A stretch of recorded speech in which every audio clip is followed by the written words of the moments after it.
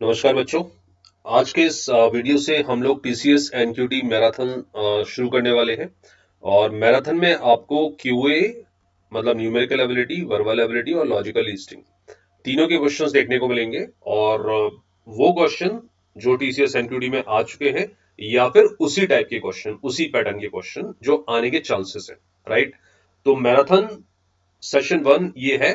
आज मैं आपको थोड़ा सा सिलेबस इसमें बता दूंगा कि किस टाइप के क्वेश्चंस आपसे पूछे जा सकते हैं और कौन कौन से टॉपिक से पूछे जा सकते हैं, राइट।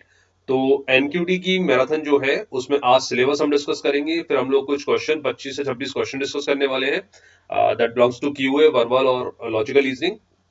अपार्ट फ्रॉम दैट किस टॉपिक पर ज्यादा फोकस करना है और किस टॉपिक पर कम फोकस करना है, मतलब कौन से सेक्शंस में कितने क्वेश्चंस आते हैं, क्या डिफिकल्टी लेवल होता है, वो सब भी हम बात करेंगे। शुरू करते हैं टीसीएस एनक्यूटी मैराथन वन।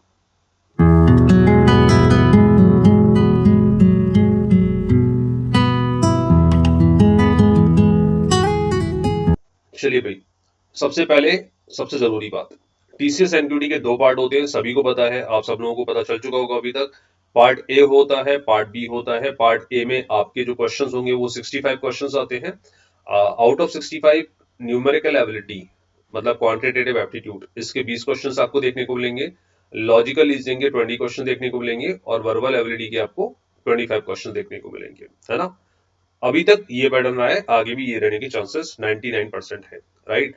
इन 65 क्वेश्चंस को सॉल्व करने के लिए आपको 75 मिनट का शेयरिंग बेसिस पर टाइम मिलेगा, मतलब 75 मिनट में आपको तीनों सेक्शंस कवर करने होंगे। नेगेटिव मार्किंग नहीं होती है, ठीक है। बट नेगेटिव मार्किंग नहीं होती है इसका मतलब ये नहीं है कि आपके तुक्के लग जाएंगे। बिलीव मी, किस्मत के भरोसे मत जाना, मेहनत के भरोसे जाना, तुक्के नहीं लगेंगे, राइट। तो 20 question numerical ability, 20 question logical reasoning, 25 question verbal ability, अच्छे से प्रैक्टिस करके जाना तीनों सेक्शंस को, ठीक है। चलो, टीसीएस एनक्यूटी पार्ट बी में बेटा लगभग 14 से 15 क्वेश्चंस आते हैं, 16 भी हो सकते हैं कभी कभी। ये आते हैं एप्टीट्यूड के, और ये एडवांस लेवल का एप्टीट्यूड होता है। एडवांस मतलब जो ऊपर आपने पढ़ा न्यूमेरिकल एबिलिटी और लॉजिकल रीजनिंग, इससे 3 to 4 टाइम्स टफर क्वेश्चंस आपको देखने को मिल सकते हैं। एडवांस एप्टीट्यूड में क्वांटिटेटिव एप्टीट्यूड मतलब logical numerical ability and logical reasoning दोनों के शेयरिंग बेसिस पर क्वेश्चन होंगे। अब वो डिपेंड करता है, हो सकता है 10 क्वेश्चन क्यूए के हों, 4-5 एलआर के हों, या फिर हो सकता है 7-8 क्यूए के हों, 7-8 एलआर के हों, डिपेंड करता है। वो कुछ भी हो सकता है। तो क्यूए और एलआर दोनों को मिला के आपको एडवांस एप्टीट्यूड सेक्शन में 14 से 15 या 16 क्वेश्चंस आपको देखने को मिलेंगे। अपार्ट फ्रॉम दैट दो कोडिंग के क्वेश्चंस भी यहाँ पर आने वाले हैं, और ये कोडिंग भी एकदम एडवांस लेवल की होगी। तो इसको भी हल्के मत लेना कि भाई हमें तो आता है, सी आता है, सी प्लस प्लस आता है, पाइथन आता है, जो भी है, लेकिन उसको अच्छे से प्रैक्टिस कर लेना, क्योंकि यहाँ पर प्लेटफॉर्म या लैंग्वेज मैटर नहीं करती। आप सी, सी प्लस प्लस, पाइथन, जावा कोई भी लैंग्वेज यूज करके इन कोड को आप कंपाइल कर सकते हो, रन कर सकते हो, ठीक है। आपको एल्गोरिथम पर फोकस करना है कि भाई कोड है तो बनेगा कैसे, ठीक है। आगे आने वाले सेशंस में कोडिंग के क्वेश्चंस क्या आ चुके हैं वो भी मैं आपको बता दूंगा, प्रीवियस ईयर में क्या आ चुके हैं। और ये जो 14 to 15 क्वेश्चंस में एडवांस लेवल का जो एप्टीट्यूड आता है, इसका सिलेबस भी वही रहता है जो ऊपर न्यूमेरिकल एबिलिटी और लॉजिकल रीजनिंग का सिलेबस था। केवल लेवल जो है वो थोड़ा सा टफ हो जाता है। अब सिलेबस क्या, न्यूमेरिकल एबिलिटी की अगर बात करूं तो देखो, सिंप्लीफिकेशन के क्वेश्चंस आपको देखने को मिलेंगे, दो क्वेश्चंस लगभग आपको मिल सकते हैं। अर्थमेटिक, अर्थमेटिक में से 8 क्वेश्चंस आने के चांसेस है। अर्थमेटिक का मतलब क्या है, अर्थमेटिक का मतलब है बेटा time speed distance, percentage, profit loss discount, SI CI, है ना, टाइम एंड वर्क, या एवरेज के क्वेश्चन, या रेशियो एंड प्रोपोर्शन के questions.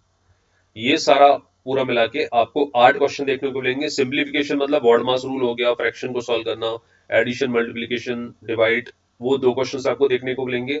Apart from that geometry and mensuration से आपके 2 से 3 क्वेश्चन देखने को मिल सकते हैं। एलजेब्रा के 1-2 क्वेश्चन आ सकते हैं। नंबर सिस्टम, एलसीएम, एचसीएफ के आपको 2 क्वेश्चन देखने को मिलेंगे। एंड स्टेटिस्टिक्स के आपको 2 क्वेश्चन देखने को मिलेंगे लगभग, है ना। तो ये आपका पूरा न्यूमेरिकल एबिलिटी का पार्ट है। लॉजिकल रीजनिंग में आपको पता ही है, लॉजिकल रीजनिंग में आएगा ब्लड रिलेशंस, राइट। मैं बहुत डिटेल में नहीं जा रहा हूँ क्योंकि इसके ऊपर एक सेपरेट वीडियो बना चुका हूँ मैं। तो ब्लड रिलेशन के क्वेश्चंस आ सकते हैं। डायरेक्शंस के कभी कभी देखने को मिलते हैं, वैसे आप चाहो तो स्किप कर सकते हो क्योंकि ये हो जाएगा, डुएबल होगा। ब्लड रिलेशन पे फोकस कर लेना, कोडिंग वाले क्वेश्चन पे फोकस कर लेना, सीरीज वाले क्वेश्चन पे फोकस कर लेना, और अरेंजमेंट वाले क्वेश्चन पे फोकस कर लेना। तो ये आपको देखने को मिलेगा लॉजिकल रीजनिंग में, ठीक है। वर्बल एबिलिटी में क्या आएगा सर, सेंटेंस करेक्शन आएगा, एरर डिटेक्शन आएगा, पैराजम्बल्स आएगा। पैराजम्बल्स मतलब सेंटेंस को अरेंज करना, तो मेजर पोर्शन यहीं से कवर होने वाला है, sentence correction, error detections and parajumbles. एक दो आपको आरसीबी देखने को मिल सकता है ना। न्यूमेरिकल एबिलिटी में आपको डीआई का एक दो क्वेश्चन भी आ सकता है, पॉसिबिलिटी है, ग्राफ वाले क्वेश्चंस, राइट। तो जो हम मैराथन सेशंस की सीरीज स्टार्ट कर रहे हैं, उन मैराथन सेशंस में हम लोग वो सारी पॉसिबिलिटीज कवर करेंगे जो टीसीएस एनक्यूटी 2026 में आपको देखने को मिलेगी, राइट। चलिए शुरू करते हैं आज का सेशन और क्वेश्चंस को एक एक करके डिकोड करते हैं, डिस्कस करते हैं।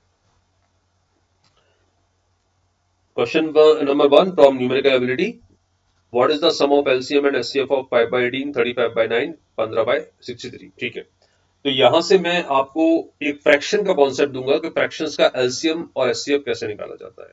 तो पहले तो कॉन्सेप्ट सुन लीजिए। LCM of fractions, let's say fractions are P by Q and A upon B, right. तो फ्रैक्शन का एलसीएम निकालने के लिए आपने क्या करना है बेटा, LCM of the numerator which is P and A in this case upon HCF of the denominator which is Q and B, right. HCF of fractions, यहां पर भी सेम पैटर्न फॉलो होगा, यहां पर न्यूमरेटर का एचसीएफ ले लेंगे और डिनोमिनेटर का एलसीएम ले लेंगे। तो ये लॉजिक होता है फ्रैक्शंस का एलसीएम और एचसीएफ निकालने का।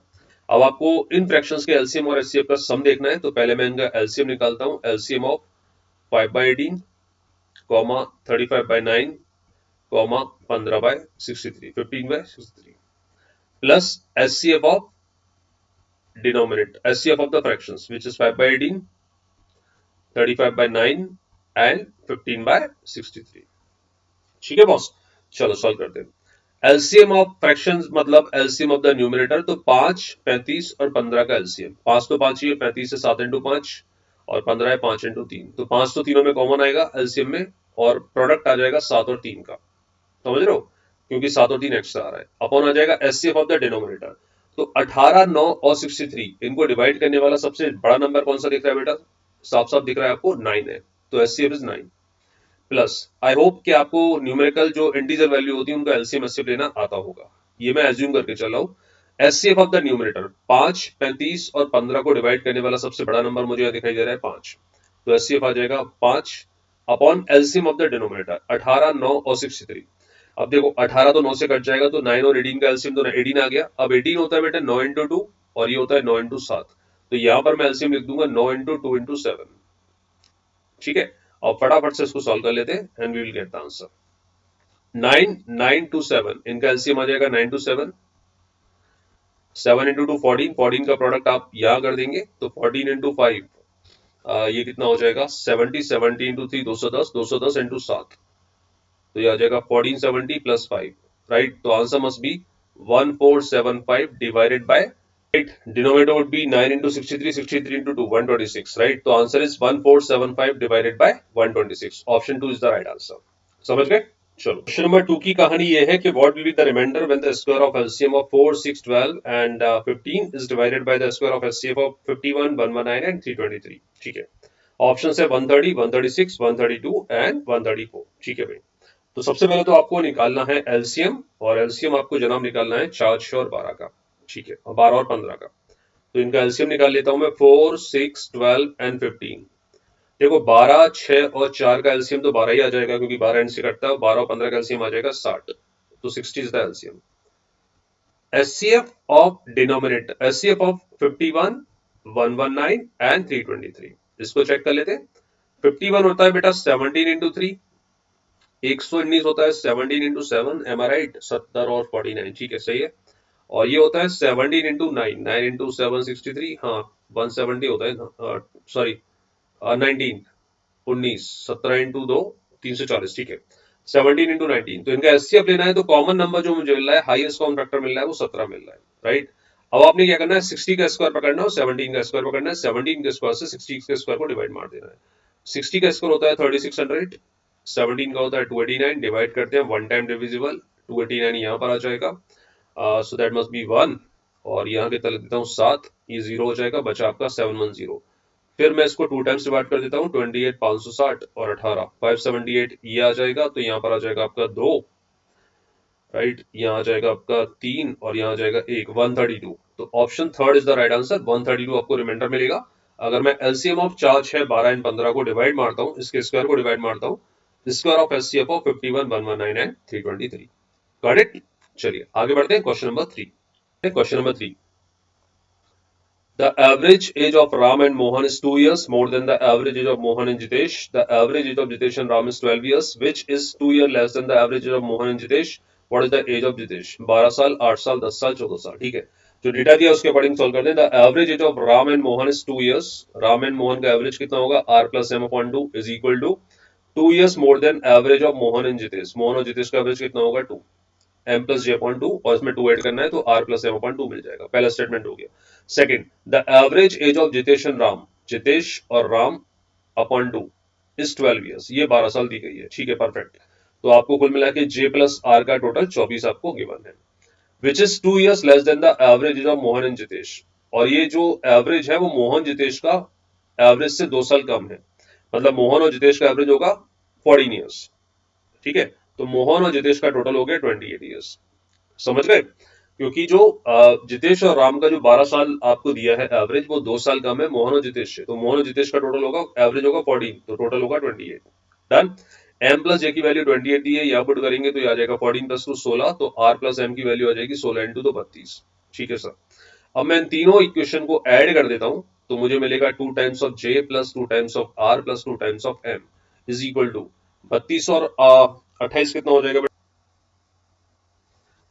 60 और 24 84। So j plus r plus m that is equal to 42। आपने निकालना क्या है? What is the age of Jitesh. तो जितेश को निकालना है तो r प्लस m को इसमें से हटा दो। r प्लस m की वैल्यू 32, 42 में से 32 माइनस करेंगे तो 10 साल आ जाएगा। Option third is the right answer. Done. शाबाश, आगे बढ़ते हैं। अच्छा, मैं सॉल्व कर रहा हूं तो वीडियो को पॉज करके खुद से भी सॉल्व करते रहना। ऐसा नहीं केवल वीडियो देखते चलो आप, है ना, पेन पेपर लेकर बैठना और सॉल्व करते रहना।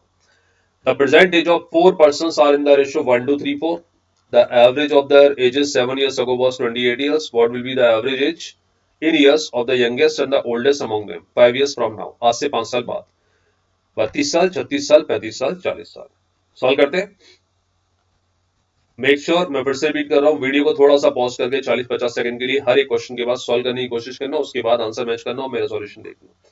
The present ages of 4 persons are in the ratio 1 to 3 4। तो रेशियोज मान लेता हूं मैं, इनके 1 to 3 4 जो दिए हैं उनकी एज है x, 2x, 3x और 4x, क्योंकि वो इस एज को 1 2 3 4 के रेशियो में डिवाइड करता है। The average of their edges 7 years from now, 7 साल पहले। तो चारों की एज में से 7 साल माइनस करूंगा और फिर टोटल करके 4 से डिवाइड करूंगा। तो जब मैं माइनस करके टोटल करता हूं तो 4 और 3 7, 8 9 और 1 10, आपको मिलेगा 10x, और -7 को 4 बार टोटल करूंगा तो 28। एवरेज निकालने के लिए divided by 4 and that must be equal to 28। ठीक है, तो बेटा 10x इज इक्वल टू मिल जाएगा आपको 140। कैसे सर? 28 में 4 का मल्टीप्लाई होगा और ये वाला 28 यहाँ पे जाके ऐड हो जाएगा तो 140 आ गया। x की वैल्यू आ जाएगी 14। राइट, क्या पूछा है? What is the what will be the average of the youngest and the oldest among them. Youngest है x, ओल्डेस्ट है 4x। 5 years फ्रॉम नाउ, आज से 5 साल बाद। राइट, 5 साल बाद x प्लस 5 हो जाएगा और ये 4x प्लस 5 हो जाएगा, एवरेज निकालने के लिए divided by 2।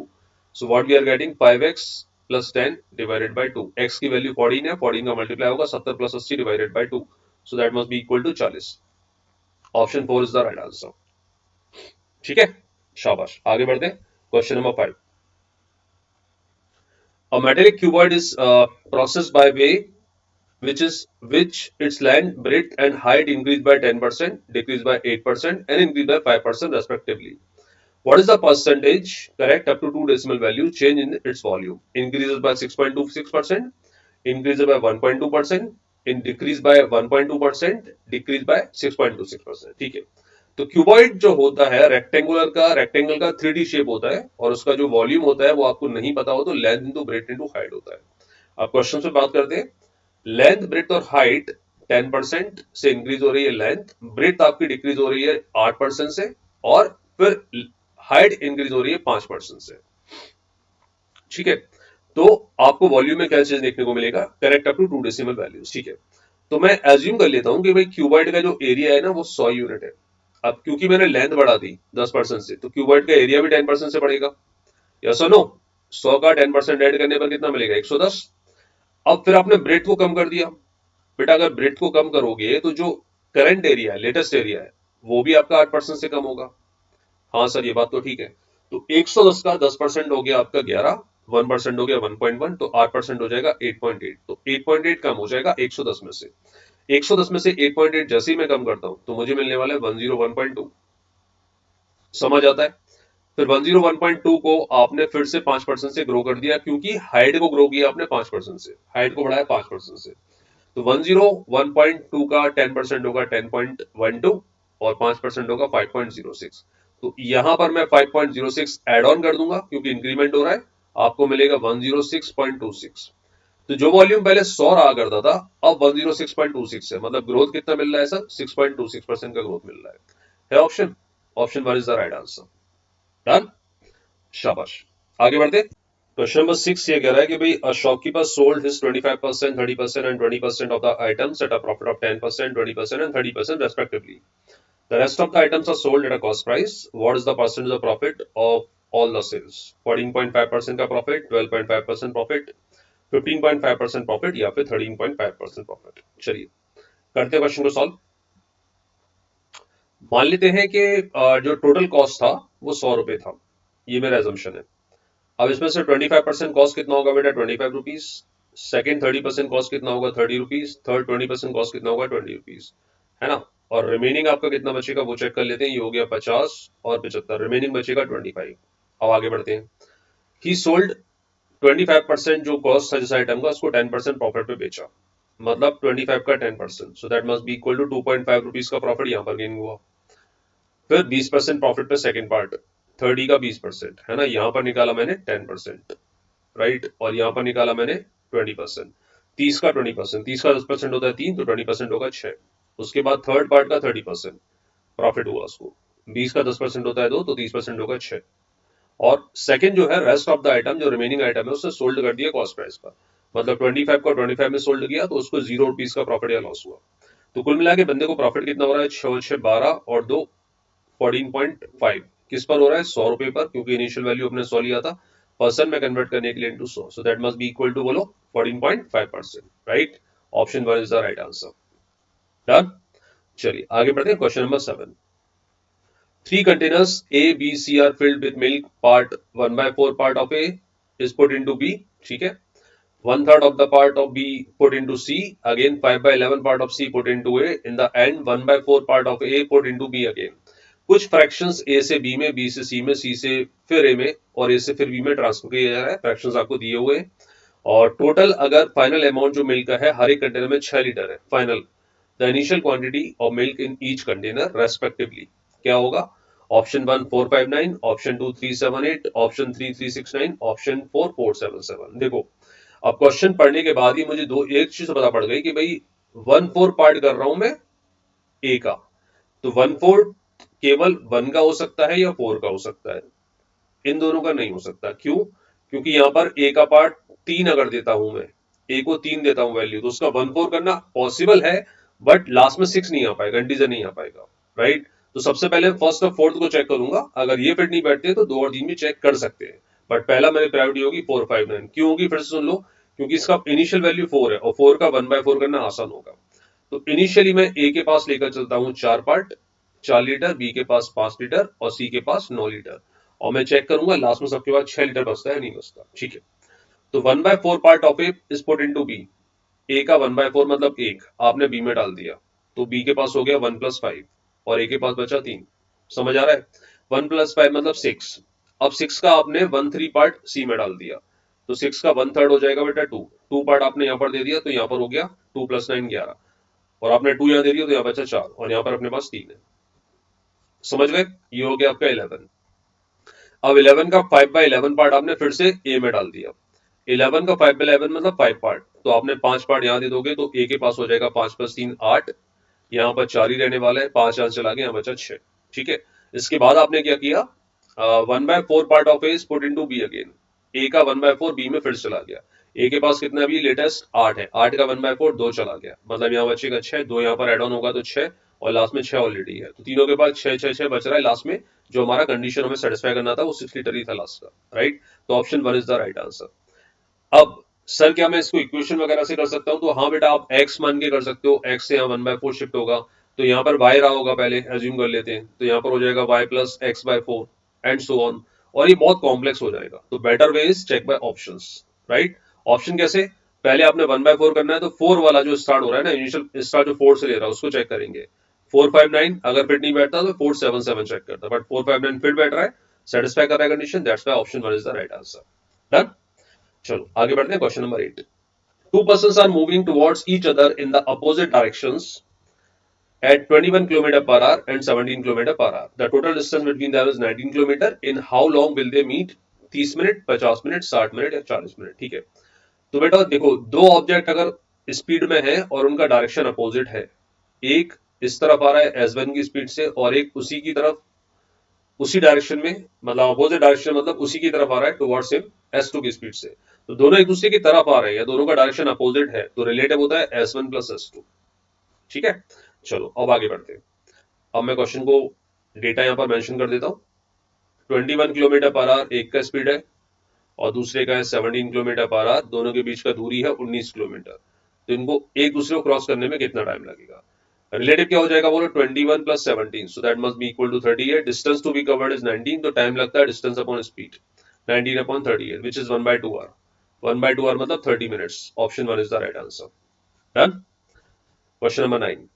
Two trains A and B are moving in the same directions on parallel tracks. The speed of train is 160 km per hour and the speed of train B is 70 km per hour. The length of the train is B is 72 meter and the train A completely overtakes the B in 5 seconds. Find out the length of the train A. ठीक है, अगर direction same होता है, opposite के लिए last question में बात किया था, डायरेक्शन सेम होता है तो S1 माइनस S2 हो जाता है relative speed, speed of the first object minus speed of the same object, अगर डायरेक्शन सेम होता है तो।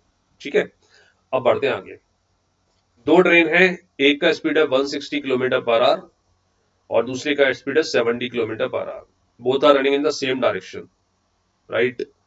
The length of the train B is 72 kilometre, 72 metres, और ट्रेन ए का पता नहीं है तो लेट्स से एल, और ए को बी को ओवरटेक करने में 5 सेकंड लगते हैं, मतलब ये पूरा ओवरटेक कर जाती है तो 5 सेकंड लगते हैं।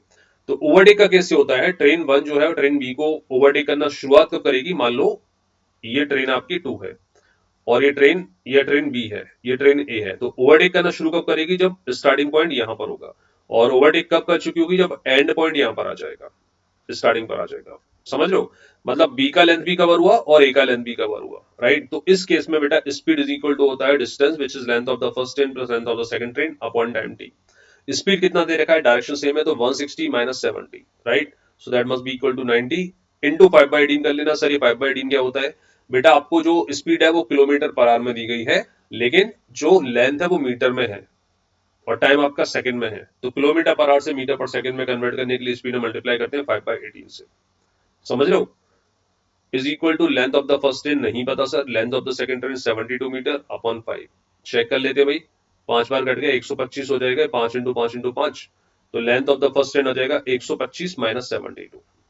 Any doubt? पक्का? तो ये कितना होने वाला है, 5 minus 2 3, 12 minus 7 5, 53 metre. Length of the second train is 53 metre. Done, शाबाश। चलिए आगे बढ़ते, question number 10। A car travels from point A to point B at 20 km per hour and travels back from B to A at 60 km per hour. Find out the average speed of the car. ठीक है, options नहीं है, आगे बढ़ देख लेते हैं इसको।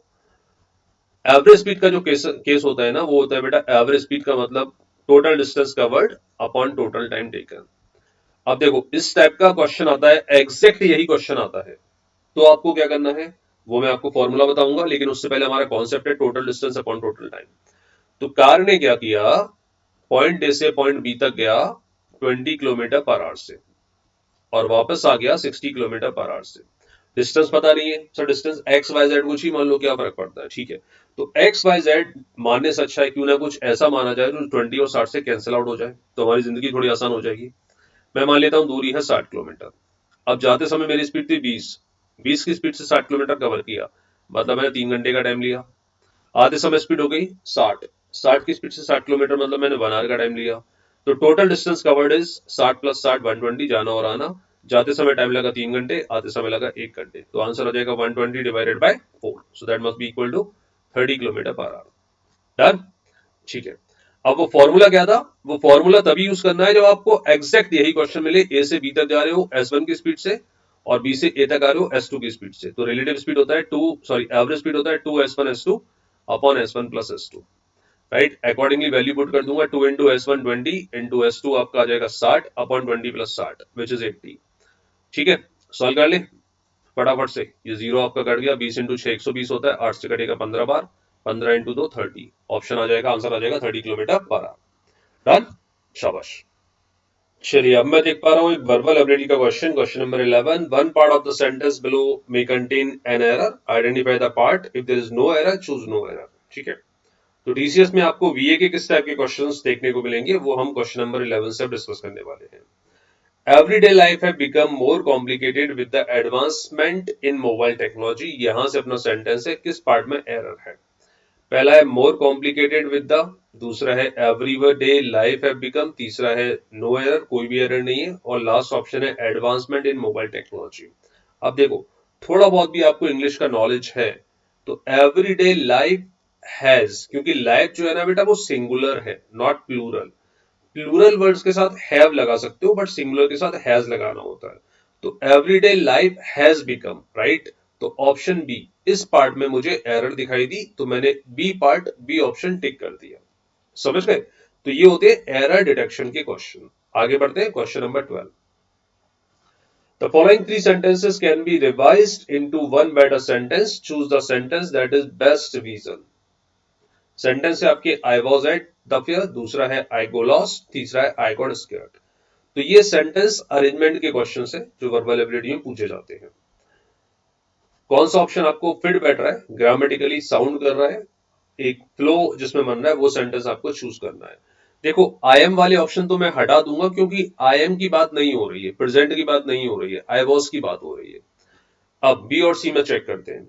आई went to a fair and got scared as I was lost. Went to a fair, ये फेयर में गया, ऐसा कहीं भी सेंटेंस में मेंशन नहीं है, तो आपको अपनी तरफ से कुछ भी एज्यूम नहीं करना है। I was at the fair, I got lost, I got scared, तो इसका प्रॉपर सीक्वेंसिंग होगा I got lost at the fair and was scared. Option D is the right answer. समझ रहे हो, बहुत ज्यादा नॉलेज होना चाहिए आपको इंग्लिश लैंग्वेज की, ऐसा जरूरी नहीं है। थोड़ा सा लॉजिकल रीजनिंग लगा के भी आप वर्बल एबिलिटी के क्वेश्चन सॉल्व कर सकते हो। आगे बढ़ते हैं, question number 13।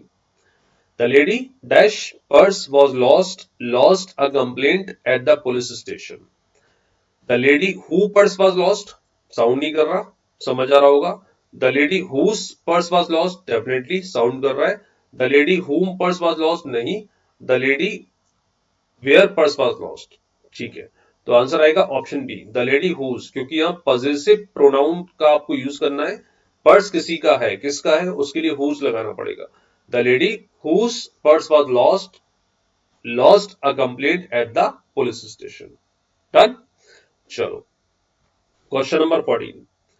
The final report on the project was dash into three parts, broken up, broken off, broken away, broken out. ठीक है, the final report on the project was divided into three part आना चाहिए, but वो option में नहीं है, तो इससे मिलता जुलता वर्ड मुझे दिख रहा है ब्रोकन अप, ब्रेकअप मतलब डिवाइड करना।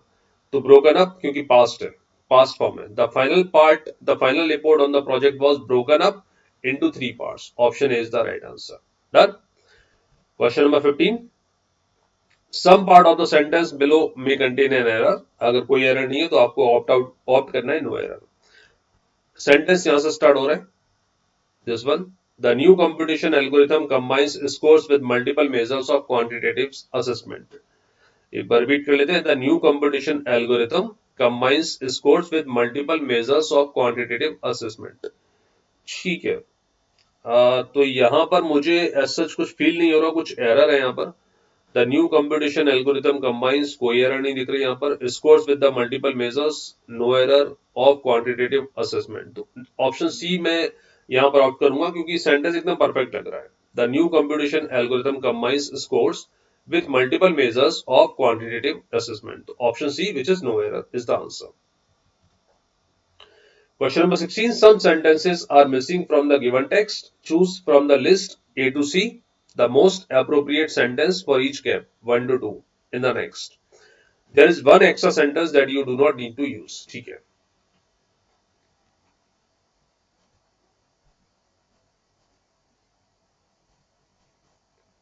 क्वेश्चन इज, यहां से स्टार्ट होता है, Albert Einstein always had a clear view of the problem of physics, फिर यहाँ पर पता नहीं क्या, he had a strategy of his own and was able to visualize the main stages on the way of to his goal, फिर पता नहीं क्या आएगा, he received the Nobel Prize in Physics in 1921। ठीक है, अब इसको कंप्लीट करो, थोड़ी सी रीजनिंग लगाओ। चलिए, तो पहला सेंटेंस है, Albert Einstein always had a clear view of the problem of physics, उसके बाद डेफिनेटली आपको दिख रहा होगा, यहाँ बी ऑप्ट कर दूंगा मैं, he also had the determination to solve them। आ रहा है, बी आएगा। फर्स्ट के बाद फिर से पढ़ते हैं, Albert Einstein always had a clear view of problem of physics and he also had the determination to solve them। तो बी तो पक्का है।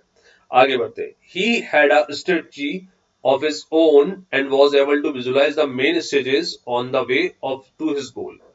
ठीक है, he received the Nobel Prize in 1921। इसके बाद मैं ऑप्ट करूंगा in 1990 Einstein and his wife, इनका डाइवोर्स हो गया तो ये कोई सेंस नहीं बन रहा। Einstein regarded his major achievement as mere stepping stones for the next achievement, तो ऑप्शन सी में ऑप्ट करूंगा, बी और सी। उसके बाद आ जाएगा he received the Nobel prize in physics in 1921। ये मतलब आपकी इंग्लिश बहुत अच्छी भी नहीं हो तो भी इसको आप हटा सकते हो, एलिमिनेट कर सकते हो ऑप्शन ए को, क्योंकि डाइवर्स वगैरह की बात ही नहीं हो रही है। तो ऑप्शन आएगा बी सी। बी सी कहां पर है, ए में, राइट। फर्स्ट का बी, सेकंड का C, option A is the right answer. Done. Question number 17, select the most appropriate option to fill the blanks. Children were quite sad when they did not see butterflies flitting the flowers. In the flowers, with the flowers, among the flowers, between the flowers. Flowers के बीच में, flowers के बीच में, flowers के साथ, flowers में। तो in the flowers is the right answer, है ना। सिंपल सा क्वेश्चन है, वोकेबलरी में क्या वर्ड्स यूज होने हैं, क्या सेंटेंस बनेगा, वो आपको थोड़ा साउंड करना चाहिए। Children were quite sad when they did not see butterflies fitting in the flowers. ठीक है, fitting in the flowers, option is the right answer. Question number 18, one part of the sentence below may contain error, identified the error, और कोई एरर नहीं है तो error बताना है। क्वेश्चन आपका यहां से स्टार्ट होता है, the children are quick to grasp isn't it. The children are quick to grasp isn't it, ये गड़बड़ कर रहा है, यहां पर आना चाहिए आरंट दे, क्योंकि चिल्ड्रन प्लूरल की बात हो रही है, सिंगुलर की बात नहीं हो रही है। तो option B is the right answer, इसमें एरर है, it should not be isn't it, it should be aren't they, right, क्योंकि चिल्ड्रन आर लिखा हुआ है। क्वेश्चन नंबर 19, select the most appropriate option। We have found that between Vinay and Akriti, Vinay makes error in her work। Vinay make largest errors, नहीं आएगा। Vinay make smallest errors, नहीं, क्योंकि लार्जेस्ट मतलब एक के बारे में बात की जा रही है और एरर्स मतलब प्लूरल है, नहीं आएगा, नहीं आएगा। शॉर्टेस्ट भी नहीं आएगा, सुपरलेटिव डिग्री नहीं आएगी। Fewer errors, that must be the right answer, option D is the right answer. ठीक है, चलो आगे बढ़ते हैं। Question number 20, for the four sentences S1 and S4 paragraph below, sentence 1 S1 and S4 are given. ठीक है, आपको S2 और S3 चूज करने हैं, क्या आएगा।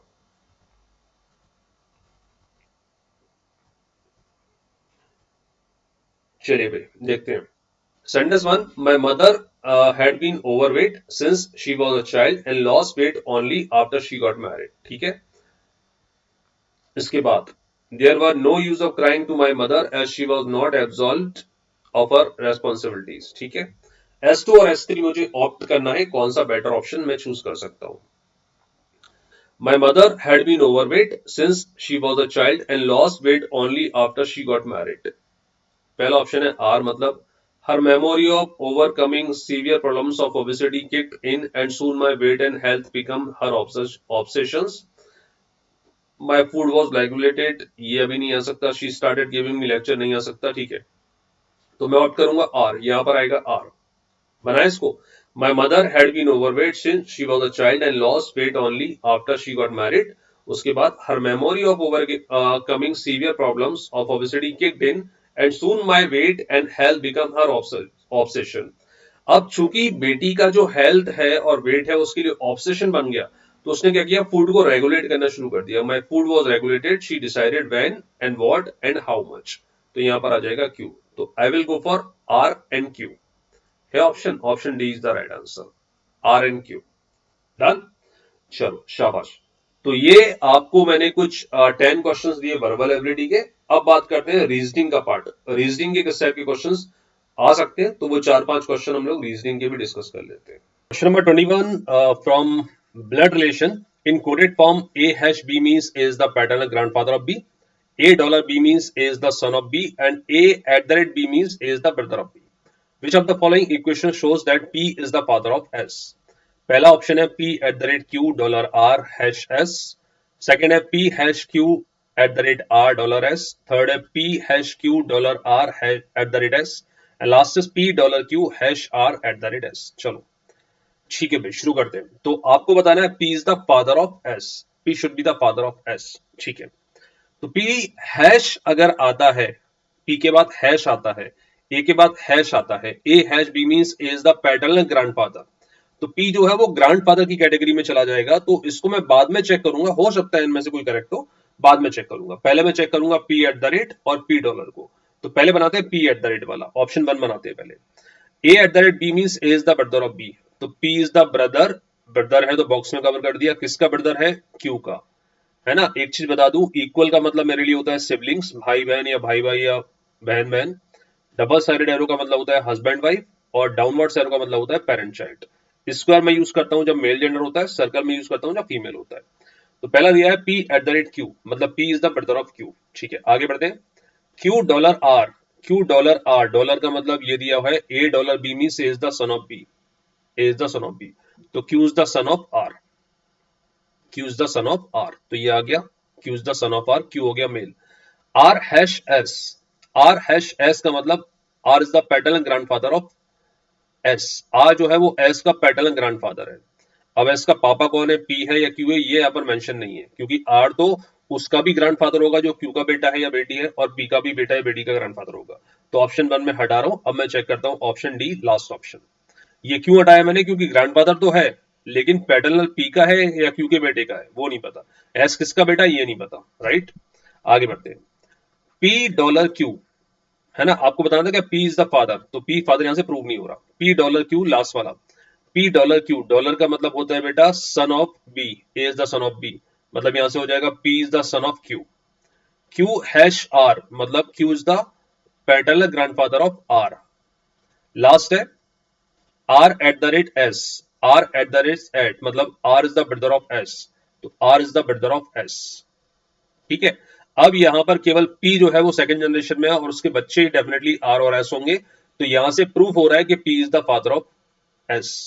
अब S कौन है, बेटा या बेटी है, डजंट मैटर, P जो है वो S का फादर है, ये यहां से प्रूफ हो रहा है, क्योंकि Q आ गया फर्स्ट जनरेशन, P आ गया सेकंड जनरेशन, सेकंड जनरेशन में और कोई है नहीं यहाँ पर, और R और S यहाँ पर आ गया, राइट। तो P is the father of S किससे प्रूफ हो रहा है, ऑप्शन लास्ट, लास्ट ऑप्शन से आप ये प्रूव कर पा रहे हो। आगे बढ़ते हैं, question number 22। Which term is not as per the logic followed by others in the given sequence? ठीक है, कोडिंग डिकोडिंग का एक क्वेश्चन है, कौन सा टर्म जो है वो आपके कोडिंग वाली लॉजिक को यहां पर फॉलो नहीं कर रहा, वो आपको बताना है।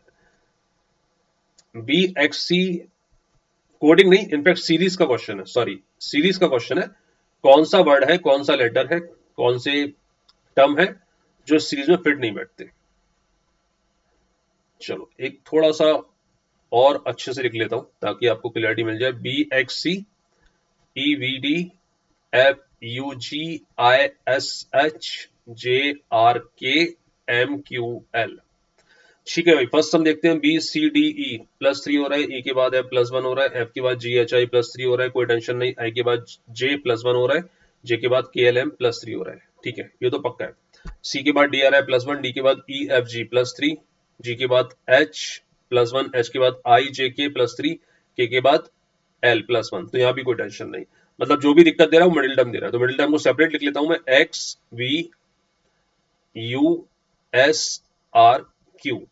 अब मैं इसको नीचे से ऊपर देखता हूं, क्यू के बाद R+1, आर के बाद S+1, कोई टेंशन नहीं है, आर के बाद एस टी यू, एस के बाद टी यू +2, यू के बाद V+1 और V के बाद WX+2, तो +2 +1 +2 +1, या +2 होना चाहिए था, तब आपका सीरीज बनता। और +2 कब होता, जब Q ना होते हुए P होता, राइट। तो MQL should be the term जो यहां पर नहीं आनी चाहिए थी, इट शुड बी MPL। तो कौन सी करेक्ट है, जो मतलब कौन सी टर्म इनकरेक्ट है जो सिस्टम को इस सीरीज को फॉलो नहीं कर रही, वो है MQL। राइट, क्योंकि यहां पर एमपीएल होता तो अपना सही सही सीरीज पूरा पूरा एक पैटर्न फॉलो होता, सीक्वेंस फॉलो होता।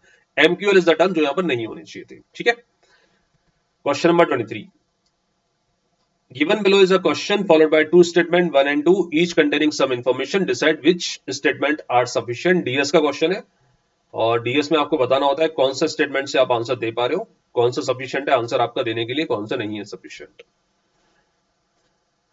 सेंटेंस यहां से स्टार्ट हो रहा है, among 6 members of the family O P Q R S T how many are female, कितनी फीमेल है।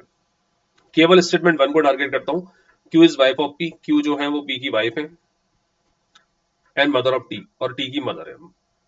R is grand mother of O, R is grand mother of O and mother of P, R जो है वो are की mother है और ओ की grand mother है, मतलब ओ इन दोनों का बेटा है बेटी है। निकालना क्या है, फीमेल मेंबर कितने हैं। तो फीमेल यहां से मुझे पता नहीं चल पा रहे हैं क्योंकि टी और ओ का जेंडर नहीं पता है, तो पहले से आंसर नहीं आएगा। T is the grand daughter of S, second दे रहा है जो एस है उसकी ग्रैंड डॉटर है टी, तो सेकंड से भी आंसर नहीं आ रहा। बाकी क्योंकि अपन को पता ही नहीं है फैमिली में कौन कौन है, एस मेल है फीमेल है, सेकंड से आंसर नहीं आ रहा है, क्योंकि सेकंड ग्रैंडफादर भी हो सकता है एस सेकंड में और ग्रैंड मदर भी हो सकता है। राइट, अब दोनों को मर्ज करते हैं। T is the grand daughter of S, T जो है वो एस की ग्रैंड डॉटर है, मतलब एस यहां पर आ जाएगा, S should be male member और ये आर का हस्बैंड हो जाएगा। राइट, अब क्या इन दोनों को मिलाने के बाद भी ओ का जेंडर पता पड़ रहा है, एक बार फिर से रीड कर देता हूं, Q is wife of P, Q P की वाइफ है एंड मदर ऑफ टी, ठीक है। R is the grand mother of O, R O की ग्रैंड मदर है एंड मदर ऑफ पी, ठीक है। T is the grand daughter of S, ये भी ठीक है। तो ओ का जेंडर अभी भी नहीं पता, तो मैं नहीं बता सकता ओ फीमेल है या मेल है, और जब मैं ये नहीं बता सकता तो मैं ये भी नहीं बता सकता टोटल फीमेल नंबर कितने हैं, फीमेल मेंबर्स कितने हैं। तो both 1 and 2 together are not sufficient to answer the question. Right, मैं इसको ऑप्ट करूंगा क्योंकि पूरी इंफॉर्मेशन करने के बाद भी, दोनों को मर्ज करने के बाद भी मुझे ये नहीं पता पड़ रहा कि फीमेल मेंबर्स इन टोटल कितने हैं। चलो question number 24, choose the pair similar to the following. Okay, ये एक कोडिंग डिकोडिंग का क्वेश्चन है, आपको जो कोड दिया गया है उससे मिलता जुलता कोड कहां पर आपको दिखाई दे रहा है। ठीक है, पहले कोडिंग अपन देख लेते हैं, इसको डिकोड कर लेते हैं क्या कोड बन रहा है। आई जे के एल +3 हो रहा है, क्यू आर एस टी ये -3 हो रहा है, डब्ल्यू एक्स वाई जेड +3 हो रहा है, के एल एम एन ये -3 हो रहा है। +3 का कोड है। पहला ऑप्शन है जे जेड एफ वाई, फिर एम डब्ल्यू आई बी, जे के बाद के एल एम +3 हो रहा है, डब्ल्यू के बाद एक्स वाई जेड ऊपर की तरफ तो -3 हो रहा है, एफ के बाद जी एच आई +3 हो रहा है, वी के बाद यू, वी के बाद डब्ल्यू एक्स वाई ये -3 हो रहा है। राइट, तो ये पहला ऑप्शन ही पैटर्न फॉलो कर रहा है, option first is the right answer. Done.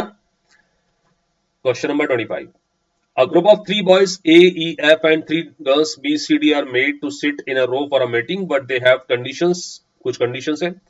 A will occupy a seat at an extreme end, B will sit at an extreme position adjacent to C, who will not sit by the side of the other girl।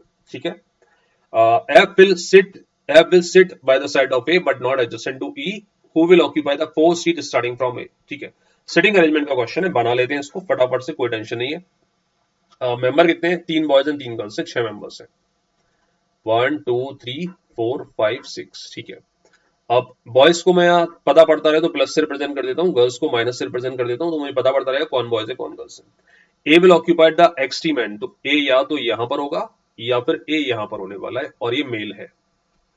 आगे बढ़ते हैं, B will sit an extreme position and adjacent to C, तो अगर ए यहां पर है तो B को यहां पर ले लेता हूं और ये फीमेल है, और ये सी के पास में है तो सी यहां पर आ गया, सी भी फीमेल है, तो पहले सी को बना लेते हैं फिर आगे ऊपर देखेंगे, अगर ये गलत होता है तो ऊपर देख सकते हैं।